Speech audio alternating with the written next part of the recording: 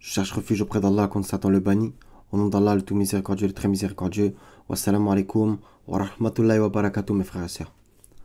On va faire une petite vidéo concernant les hadiths d'Allah. Donc, c'est bien entendu dans le Coran. Donc, on va faire une petite étude et on va citer quelques versets, même s'il y en a plein d'autres. Et je vous invite à taper, bien sûr, dans les moteurs de recherche coranique, le mot hadith sous toutes ses formes. Et vous verrez qu'il n'y a jamais écrit le hadith de Mohammed. C'est toujours le hadith d'Allah, etc., etc. Voilà. Le Coran est un hadith dans le sens où c'est un discours.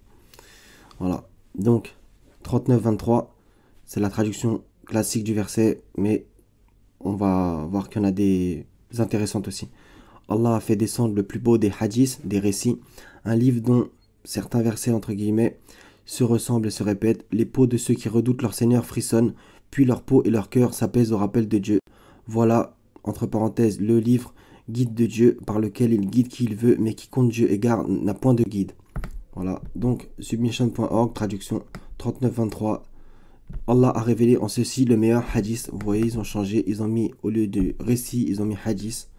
Pour voilà, faire bien cogiter les sunnites et les chiites. Voilà. Donc c'est le mot hadith, al-hadithi. On clique sur détail. Bien entendu que ça nous amène quelque part. Al-hadithi, traduction hadith. Donc voilà, principe actif, sens verbal de la racine, dictionnaire de la racine du mot, etc., etc. Donc on continue. Ça c'est intéressant qu'ils ont mis hadith, récit de paroles et d'actes attribués, c'est très important, attribués qu'on lui impute, alors qu'il est innocent de tout cela, au prophète Mohammed ou à l'un de ses prosélytes. D'accord. On continue. Donc 18-6, les versets où ce mot apparaît sous cette forme précise, il n'y en a pas énormément, mais on va voir qu'il y en a d'autres en fait. Et je vous inviterai à le faire vous-même. Là je vais faire une petite vidéo très courte pour que ça serve à quelques personnes, Inch'Allah ta'ala. Donc 18-6, il se peut que tu te morfondes sur leurs pas de chagrin s'ils ne croient pas en ce hadith, en ce discours.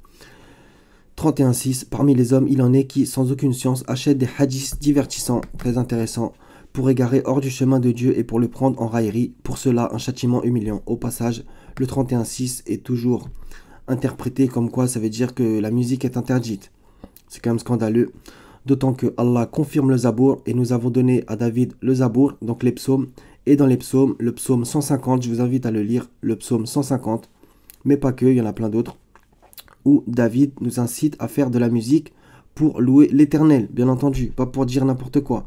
Ça, en soi, je suis pas contre le fait que certaines musiques soient pas haram, parce que c'est Allah, il leur a dit haram la musique, mais soit mauvaise pour l'âme, il n'y a aucun problème. Comme par exemple le rap dans sa globalité, malgré qu'il y ait du bon partout. Donc le 39-23, on l'a cité. 53-59, vous étonnez-vous de ce hadith, de ce discours. 56-81, allez-vous dissimuler ce hadith, en parlant bien entendu du hadith de Dieu. 68-44, très intéressant. Laisse-moi donc avec quiconque traque de mensonges ce hadith, nous allons les amener progressivement par où ils ne savent pas. Donc voilà. Le mot al-hadith apparaît bien entendu dans la sourate Yusuf au verset 6, 21 et 101 sous cette forme al-hadith. Et voilà, c'est traduit par l'interprétation des rêves. Donc al-hadith, les songes aussi.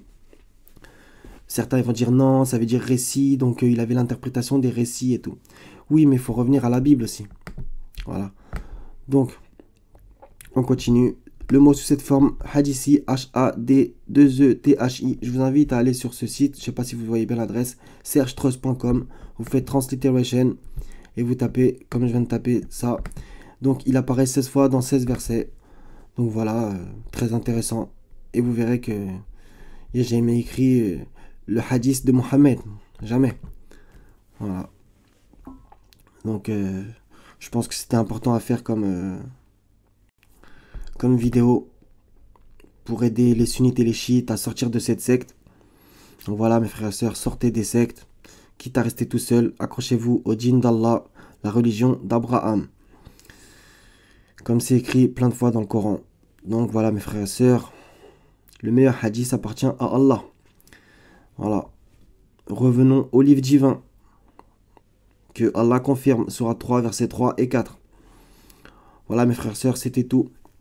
Donc soyez bénis. Je vous aime en Allah. Wa salamun ala al-mursalin. Walhamdulillahi rabbil alamin.